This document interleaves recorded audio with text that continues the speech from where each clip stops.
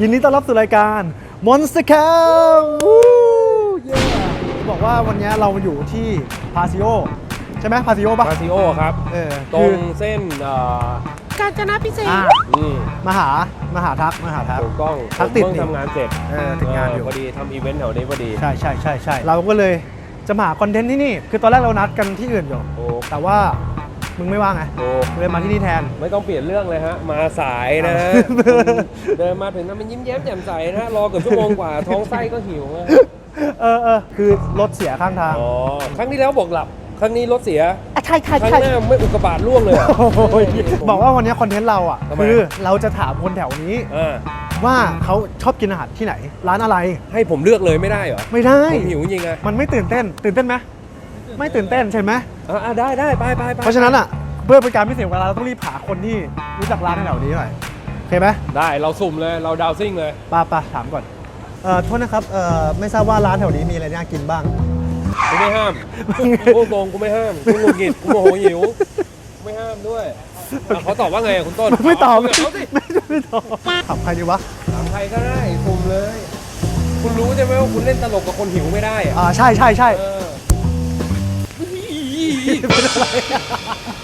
นี่ถามพี่เขาไหม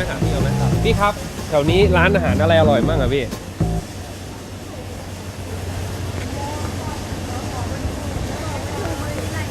มีหลายร้านเขาบอกไม่ถูกมีหลายร้าน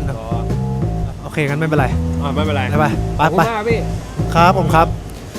ถ้าเกิดเราไปถามร้านส้มตำว่าแถวนี้อะไรอร่อยเขาจะตบเราเปล่าวะลองดูไหมลองดูไหนผมก็มาเป็นแขกรับเชิญผมให้เกียรติคุณดีกว่าก่อนสวัสดีครับว่าครับแถวนี้มีร้านอาหารอะไรอร่อยบ้างครับร้านนี้เด็ดค่ะพาแล้วนี่ว่าแล้วว่าเขาต้องพูดแบบนี้มึงซื้อเลย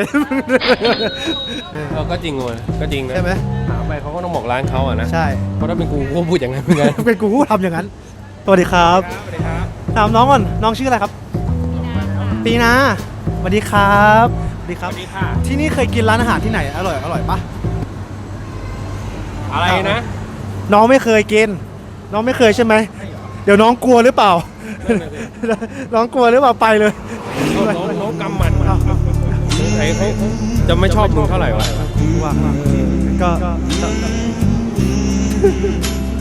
คือจริงๆตอนนี้เราก็ยังหาไม่เจอ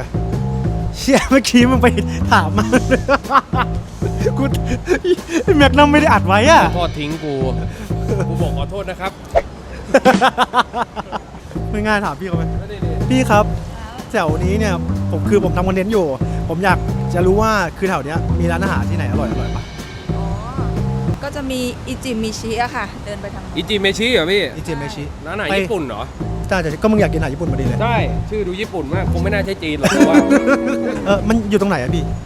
เดินไปทางโน้นนะคะข้างๆพิซซ่าฮัทข้างพิซซ่าฮัทตามนิวพี่เข้าไปตามพี่เขาชี้แบบนี้ข้างพิซซ่าฮัทได้ครับโอเคขอบคุณนะขอบคุณครับเขาบอกว่าให้เดินตามนิ้วเขาไปเลยฮะไม่มีอะไรมาขัดขวางเราได้ฮะตอนนี้รถบรรทุก10 ล้อล้มกูก็ถีบนะไม่ไหวแล้วครับถีบรถอะไรนะถีบมึงอยู่ตรงนี้ปะวะแถวนี้แหละเพื่อนแม่งเขาบอกว่าร้านอาหารญี่ปุ่นทุกจุดเลยนี่ปะซูชิโร่ใช่เพื่อนใช่เหรอพี่เขาบอกไงไอ้อะไรนะอิชิเมชิฮะไม่ใช่เหรอนี่ไงอิจิเมชิอิจิเนี่ยแปลว่า1เมชิเนี่ยแปลว่าข้าวอบเพื่อนจริงปะเนี่ยข้าวอบ1ปลาเข้าเลยดีกว่าอิราชัยมาเซไปพี่ครับขอสั่งอาหารหน่อยครับเดี๋ยวรอเมนูก่อนจริงๆผมนึกว่าสถานที่ตรงนี้นี่มันจะใกล้กว่านี้แอบไกลเหมือนกันนะไกลแต่ตรงนี้ก็ถ้าเกิดสำหรับคนแถวนี้ผมว่ามันน่าจะดีนะเพราะมันเป็นเวิร์กเหมือนวิลล่าเลยซึ่งเขาเรียกว่าอะไรพาซิโอเนาะพาซิโอ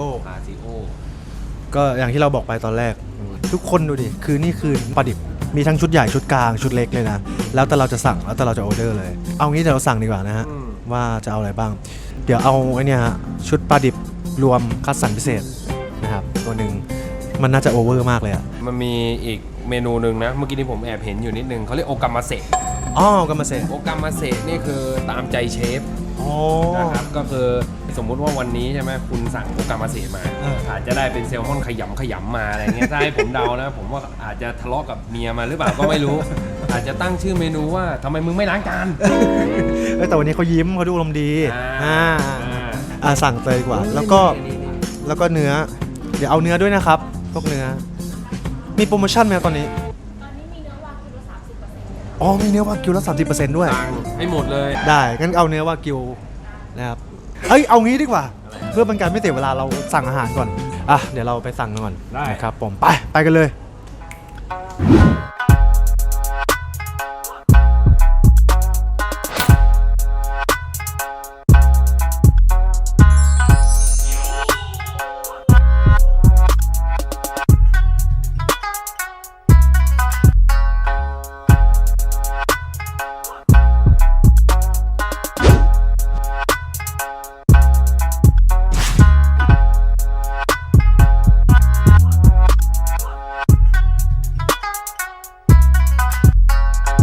เฮ้ยนี่มากันแล้ว มากันเต็มไปหมดเลยนะครับไม่ว่าจะเป็นเกี๊ยวซ่าท้องปลาแซลมอนซาชิมินะแล้วก็มีข้าวหน้าเนื้ออันนี้น่าจะทีเด็ดอุ้ยมีใหม่อีกแล้ว แซลมอนลาดซอสพอนสึดูดิครับไอแม็กนั่งชอบแม็กนั่งเฮ้ยไหนๆมันเพิ่งมาเอาดีก่อนไหม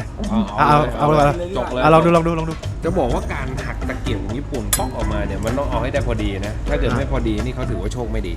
อ๋อ ไหนขอดูของคุณหน่อย พอดี อ๋ออยู่วิบัติ วะ หยอกซอสพอนสึนี่ถ้าให้ผมเดาผมว่ามันน่าจะเปรี้ยวๆหน่อยนะความอร่อยฮะหลงเหลืออยู่ในปาก ตอนนี้กลืนลงมาแล้วนะฮะ ผมชอบไอ้ข้างบนมากเลยซาชิมิเนี่ยเวลาเขาสั่งเนี่ยญี่ปุ่นเนี่ยไม่ใช่ว่าคนญี่ปุ่นทุกคนก็จะกินซาชิมิได้นะคุณการที่มาเป็นเซตอย่างเงี้ยใหญ่ๆเลยเนี่ยมันจะต้องเป็นแบบมากับท่านประธานเลขามากับอะไรอย่างนี้ซึ่งปลาแต่ละชนิดนี่ก็ไม่เหมือนกันอย่างแซลมอนบ้านเราที่ว่าอร่อยกันที่ญี่ปุ่นเนี่ยคนไม่ค่อยกินแซลมอนนะอ๋อเหรอส่วนใหญ่เขากินทูน่าเขากินโอโทโร่กินอะไรพวกนี้โอโทโร่อยากกินว่ะโอโทโร่เนี่ยจะเป็นส่วนท้องของปลาทูน่าอร่อยมากๆจะเป็นเนื้อส่วนที่ไขมันฉ่ำที่สุดยำปลาร้าญี่ปุ่นอันเนี้ยผมไม่เคยเจอนี่ไม่เคยเจออันนี้เมื่อกี้เพิ่งตักทูน่าให้เดี๋ยวให้ลองกินเมื่อกี้กินไปแล้วสดเลยอ่ะสดแบบสดจริงอ่ะชิ้นใหญ่ชิ้นหนามากไม่ใช่แบบทูน่าหลอกเด็กนะให้ดูนี่ฮะมันดีอ่ะมันดีงามอ่ะพูดไม่ออกเลยทำไมอะครับคำมันใหญ่โอเคชิ้นใหญ่มากครับอร่อยมากไม่ได้อวยนะแต่พูดจริงๆยำปลาร้าส้มนะลองดูไหมลองดีกว่ามีแตงกวาด้วยนะฮะแล้วก็กระเทียมสดเป็นไงครับคุณต้นถ้าเกิดใครไม่ชอบกินปลาร้าอย่าสั่งเพราะอะไรครับกลิ่นปลาร้ามาจริงเหรอจริงๆนี่ผมเห็นผมเป็นคนญี่ปุ่นอย่างเงี้ยจริงๆครับผมชอบส้มตำมากเผ็ดเหมือนไอ้เนี่ยเหมือนตำแตงอ่ะเผ็ดไม่ได้มันอร่อยนะแต่แบบแรงนะอร่อยฮะอร่อยแรงคือมันอร่อยแต่มันเผ็ดแต่ถามว่าอร่อยเอามาจบเพิ่มมันเหมือนตำแตงอ่ะทุกคนใช่อันนี้มันเป็นปลาหมึกขาวเว้ยเพื่อนกับกระถางแล้วไม่ใช่แซลมอนแต่เป็นปลาหมึกดิบนะเท่าที่ผมสัมผัสได้เนี่ยมากันที่ข้าวทะเลวากิวไข่ออนเซ็นอันนี้ไข่ออนเซ็นนะฮะข้างบนน่าจะเป็นต้นหอมญี่ปุ่นซอยมันอร่อยมากมันแล้วมันก็ไม่มีคาวเลยนะหอมอร่อยมากแต่ผมว่าต้องอีกสักคำไม่น่าดีไม่ผมก่อนเนื้อนี่เป็นแบบมีเดียมแรร์นะฮะซึ่งผมรู้สึกว่าต้องใส่โชยุหน่อยมันจะคนก่อนรสชาติคนไทยเลยจริงแต่อันนี้ผมว่าอร่อยมากหอมย่างมากตะกล้องเริ่มกลืนน้ำลายแล้วนะฮะว่าจะเหลือถึงหรือเปล่านะฮะเดี๋ยวตะกล้องเดี๋ยวผมป้อนให้นี่น่ารักมีการป้อนเพื่อนด้วยโอ้ป้อนตะกล้องด้วยป้อนด้วยข้าวอร่อยไหมอร่อยไหมข้าวอร่อยขนาดข้าวยังอร่อยเลยเนื้อดีไหมนี่มาเดี๋ยวผมตักเนื้อให้คนน่ารักอย่างนี้ใช่ไหมเอามาอ้าวไม่รีบกินอ่ะคุณอ่ะเราทำกันอย่างนี้ของจริงกินหน่อยอร่อยไหมอร่อยมากคือผมว่า มันเป็นการย่างเตาถ่านเพราะมันมีความเกรียมความไหม้ด้วย ใช่ใช่ อืม นี่น่าจะเป็นเกี๊ยวไก่ อืม เกี๊ยวหมู อืม เดี๋ยวเราลองเกี๊ยวไก่ก่อน อันนี้เราสั่งมาแบบว่าอีกอันหนึ่งทอดอีกอันหนึ่งย่าง สองอย่าง 2 อย่าง จริงๆอ่ะคนญี่ปุ่นน่ะเขาชอบกินแบบย่าง อ๋อ แต่แบบทอดเนี่ยมันจะกลายเป็นสแน็ค คืออันเนี้ยจะเป็นทอด ถูกต้อง อั ฮะ นเนี้ยเป็นย่าง ถูกต้องฮะ เดี๋ยวเราลองมากินดู ชนนะคุณไม่จิ้มหน่อยเหรอ ชิม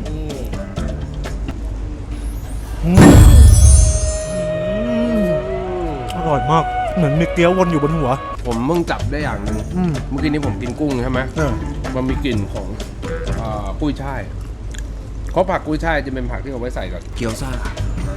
อืม อืม อร่อยนะฮะอร่อยนะฮะเกี๊ยวนักเลงนะเกี๊ยวนักเลง ทำไมครับ เกี๊ยวซ่า ต้องบอกก่อนว่าตัวกุ้งเนี่ยจะมีความเผ็ด ส่วนหมูกับไก่เนี่ยรสชาติจะกลางๆ อืม แต่ว่ากุ้งเผ็ดจริงนะ กุ้งผมชอบกุ้ง อันนี้เป็นทริคนิดนึงจะบอกว่าเวลากินเกี๊ยวซ่าเนี่ยต้องกินตอนร้อนๆจะอร่อยที่สุด เพราะว่าความที่น้ำมันมันเดือดเวลามันทำอะไรพวกนี้มา อาหารไม่ว่าอะไรก็ตามร้อนๆดีที่สุด คนญี่ปุ่นก็ถือมากเลยนะคุณกินตอนเย็นแล้วแปลว่าอาหารจะเสียคุณค่าไปครึ่ง ต้องบอกก่อนว่าไอ้ตรงเกี๊ยวเนี่ยพวกเกี๊ยวแล้วก็พวกปลาแซลมอน แล้วก็เนื้อวากิวเนี่ยจะเป็นอยู่ในโปรโมชั่นนะฮะลด 30% เราเลยสั่งมาด้วยนะฮะซึ่งให้เยอะแบบไม่งกเลยทีเดียว ดูดิชิ้นใหญ่มากเลย ใหญ่มาก ใหญ่กว่าตาผมอีกอะ มันต้องใหญ่กว่าตาอยู่แล้วโอ้โห อันนี้ไม่ใช่เบียร์ โอ้โห อันนี้เรียกอะไรนะพี่ อันนี้ใครสั่งวะเนี่ย ผมเองครับ เฮ้ยจริงเหรอเฮ้ยอันนี้คือ อันนี้คือแซลมอนในทาท่าซอสครับ ในทาท่าซอสอ่ะคู่มาเดอะทาท่ามึงไม่ห้ามหน่อยเหรอ ไม่รู้กูคิดเนื้อเพลงอยู่ มาไม่มีที่วางแล้วอ่ะโอ้อันนี้คือแซลมอนสไปซี่โลนะครับผมนะฮะกินเลย มันจะมีประกอบไปด้วยไข่ปลานะครับ แล้วก็มีไข่กุ้ง อืม อันเนี้ยอาจจะเป็นคาเวียร์สีดำนะ เฮ้ย ฮะ เขาไม่งก สีดำนะฮะ เขาไม่งกเลยนะเว้ย เออ อ่ะไป ชนครับ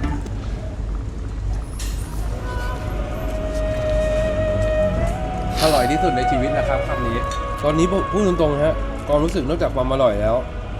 เมื่อยนะฮะ ไม่ใครจะช่วยกูถือเลยใช่ไหมมือกูสั่นแล้วเนี่ย อร่อยก็อร่อยเดี๋ยวเมื่อยก็เมื่อยเย็นด้วยเนี่ยอ๋อ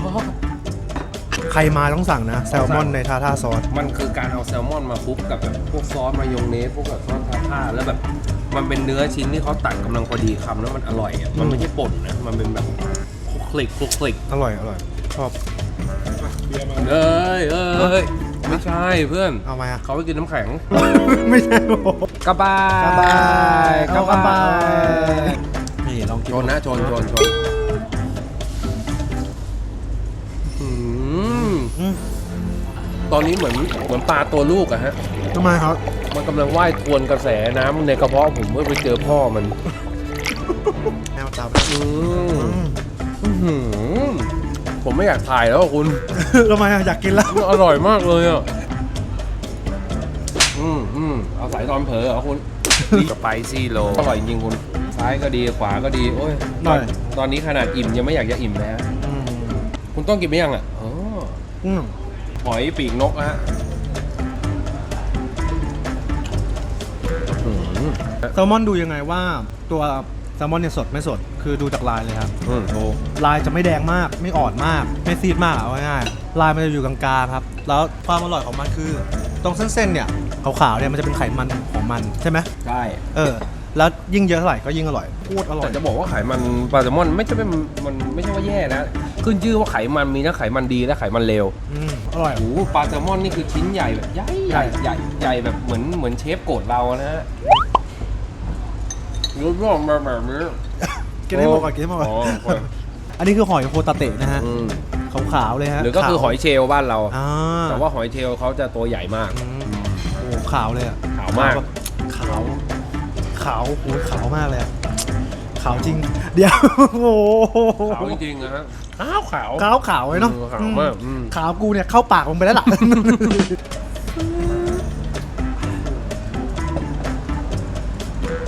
แหมรีบกินเลยนะฮะไม่มีใครแย่งหรอกฮะจริงๆแถวนี้อร่อยฮะ มันอร่อยเว้ยจะมีกลิ่นเลมอนนิดนึงตบเข้ามาตรงจมูกเลยคือมันจะมาตอนหลังอ่ะแล้วก็รสสัมผัสมันก็คือนิ่ม เชื่อไหมครับ หอยโดนลิ้นทีนี่ฟินเลยครับ มาต่อ กุ้ง อันนี้ไม่ใช่กุ้งธรรมดานะฮะ กุ้งอะไรครับ กุ้ง อ๋อ ตัวเบลเลอร์เลย โอเคกุ้งนี้นี่มาจากเมืองจีนนะฮะ ทำไมครับ กุ้งแช่เฮ้ยอร่อยว่ะ อร่อยมากฮะ มันเป็นความแบบ สดจบ ผมว่าหายากนะกับการที่กุ้งจะมาเป็นซาชิมิเนี่ย เพราะส่วนใหญ่เขาจะทำเป็นกุ้งหวาน อ๋อ อันนี้คือไม่ผสมไม่อะไรเลย มันใหญ่มากอ่ะ ปลามาไดเป็นไงฮะ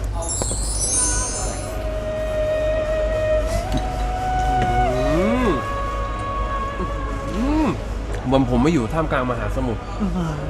รู้สึกถึงเกลียวขึ้น ฟองน้ำอากาศ เมื่อกี้นี้ผมเกือบถึงแปซิฟิกแล้วนะ อ๋อเหรอ อีกนิดเดียวเท่านั้น นิดเดียวเท่านั้นผมว่าต้องอีกสักกินจริงๆ